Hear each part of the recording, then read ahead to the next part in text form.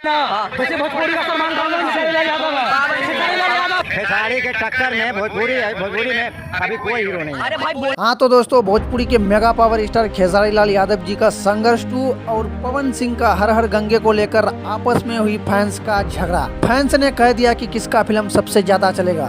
बताया जा रहा है कि संघर्ष 2 भी एक बहुत बड़ा सिनेमा है और हर हर गंगे भी एक बहुत बड़ा सिनेमा है, जो कि दोनों सिनेमा में काफी ज्यादा टक्कर भी देखने को मिल रहा है। लेकिन यहाँ पर फैंस ने कह दिया है कि सबसे ज्यादा फिल्म संघर्ष 2 चलेगा।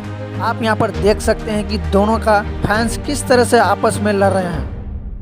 वैसे भोजपुरी का सलमान खान को खेसारी यादव है।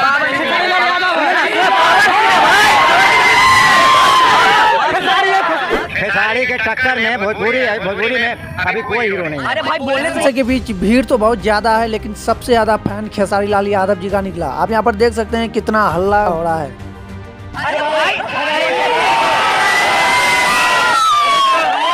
ये फैंस का आवाज ही दर्शाता है कि संघर्ष 2 के सामने पवन सिंह के हर हर गंगे का कोई वैल्यू नहीं है। बाकी आप लोग एक्सपोज बिहार को दबा के सब्सक्राइब कीजिए और वीडियो को ज्यादा से ज्यादा शेयर कर दीजिए।